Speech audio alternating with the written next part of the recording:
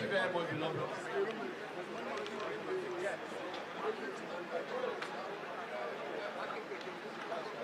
Progress. SDP. Progress. Bene Ogoni. Welcome. Bene Ogoni. Welcome. Bene Ogoni. Delivery. Usually, I am not short of words. But today, I must confess that over the past 3 days or so, I have become a bit more emotional than I would usually be. First was when we left here to go to Thai local government, just to go and open the office of our party. We were in a meeting that night till almost 3 a.m. and I tried to sleep. When I woke up about 8 a.m., my phone was full of missed calls from several hundreds of people. And the news was that the chairman of Thai local government area had led thugs and others to attack the small office that the SDP was trying to put up in Thai local government area. And I was shocked because I just couldn't imagine how that could be happening in 21st century Nigeria. And if it is happening in Nigeria, it can't be River State. River State is one of the first places after Lagos that experienced civilization in the European sense in which we understand it today, which is the foundation of democracy. So if any state should be an example to modern Nigeria about what modern living in the 21st century should be, it should be River State. But that happened in River State. And as we're trying to process that information, people were talking to me. I could be hearing gunshots coming from Thai as people were attacking the office. We went to Obiakbo local government. I'm an Ogoni man. I'm the governorship candidate of SDP. I went to Obiakbo local government. Less than 24 hours notice. The people came out in their numbers, women, all of us were singing, dancing, doing our normal politics. We opened the office, inspected it, sat down, and then we left to go to Ogoni, where I come from, to go and open the office of my party. And on the road, we're hearing that they said I cannot come to Ogoni, I cannot talk in Ogoni, I cannot campaign in Ogoni. An Ogoni man running for governor in 2022 in Nigeria cannot have the boldness to go to Ogoni and say so before Ogoni people. And I said, I must go. When we got to the road, it got to a point where security had to stop me and say I could not go. I said, no, nobody can touch me. Anybody who does not want to follow me can go back, but I must go. The people that are there are my people. If they are shooting at them and they are there, then I should be there with them. And I got there and I saw my people there. I was very emotional. That is love. That is love. The next day, I went to Kana local government, and there's this old woman that, the funny thing is that that's why I tell you people, don't kill your enemies or don't kill people who oppose you. When I was trying to make peace. There was some crisis in their community in Sogo, and I went there to make peace, and everybody was very skeptical because they believe that politicians will always come and lie. And I was trying to convince the people that I'm genuinely here because I believe that we can make peace. And she came out and she spoke. And when she spoke, she didn't really speak in my favor. And everybody thought I would be upset. But I went to her and held her and we hugged ourselves and she started calling me her son. So they took a picture of both of us. And that woman kept that picture. Anytime she hears my name, she brings out the picture. She would dance with it across the community that is her son. So I was in the village yesterday, and she came with this picture. She's now almost totally 80-something years old, and she was dancing with this picture. So I said, okay, today, Mama, she said she wanted me to come to her house. And I said, no, I will come. But the stage had blocked the road, and the place was a bit far, and I had another function to go to. So I couldn't go. And I left. I told her, no, I'll come back. On our way back, there was no time. My chairman that can read and write, the brother was getting married. Chief Mkpongwe, a father, was waiting for us. So we really didn't have a minute, because I cannot afford to offend my chairman. Neither can I afford to offend Chief Mkpongwe. But I said no. My mind said, if I say I'll come back, what if by the time I have to come back, anything happens? Today that I'm here, I must go there no matter the cost. And I went there. This man has sat down since that time I said I was coming. She went and brought out her best wrapper. She woke up that morning when she heard I was coming to the village and went to a part of the stream that human beings, that people don't touch their leg. Because she said she wanted to get water that nobody had touched for me. She wanted to use the water to bless me. And I didn't know that. And I went there. She carried this water. She blessed me. She washed my feet. She put it in her mouth. She poured it on my face. And she held me. And tears started coming out of my eyes. And then I came here today. These are the Ogoni youths. Everything that is being done in this state today, every effort, every money that is being spent today in Rivers State is to prove to the world that Ogoni people do not like Senator Abe. And today you are here. That's why when you were talking, I became a bit emotional.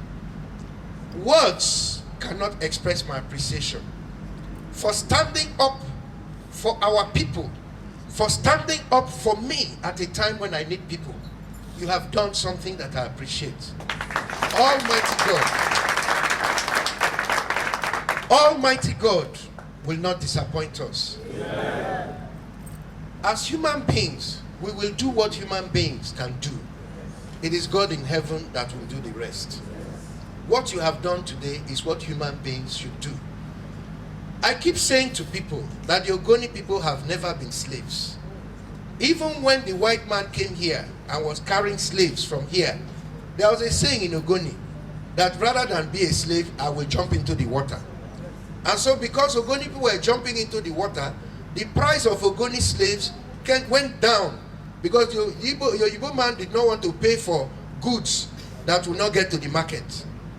So if they catch somebody, bring him and say he's an Ogoni man, they say no, they won't buy this one, he will kill himself. Ogoni people have never been slaves, and we will not be. We are full partners in Rivers State. We have supported other people. We have played politics with them. We have integrated and contributed to Rivers State. I am an Ogoni son. I have a right to vie for the governorship of Rivers State.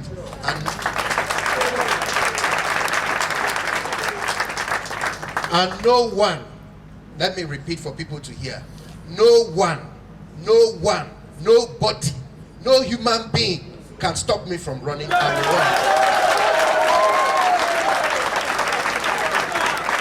I will contest the election and I will win.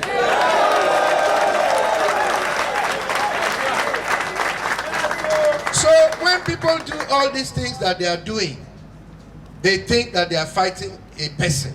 They are not fighting a person. They are fighting a moment.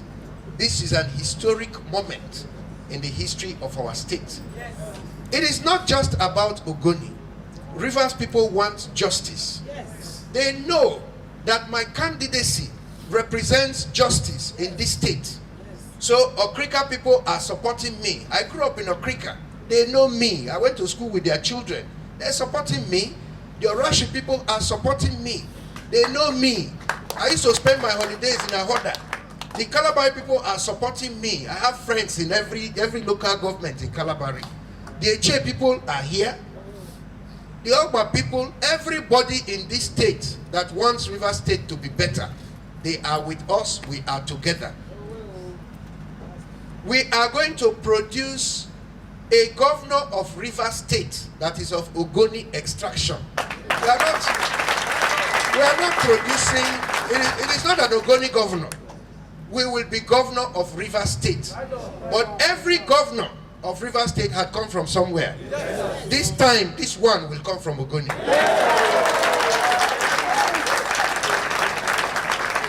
So, I charge you all. It is good that we have made our declaration. We must go home, spread the message, deepen it, educate everybody. The symbol of this struggle is the horse. We are riding on the horse. On the day of voting, all of us that want a better River State, that want a River State where things will work, that want a River State where people can make their own money, that want a River State where people will be free to speak their mind and do what is right. If you want that kind of River State, you must go out on the day of voting and press your hand on the horse. When we have done that, the result will be declared. There is nothing any human being can do about it. I have told people, those who don't want to see us being sworn in as governor, on the 29th of May next year, you have a choice. Don't come to the stadium and don't put on your TV. Because if you put on your TV on the 29th, you will see that thing that you think you don't want to see.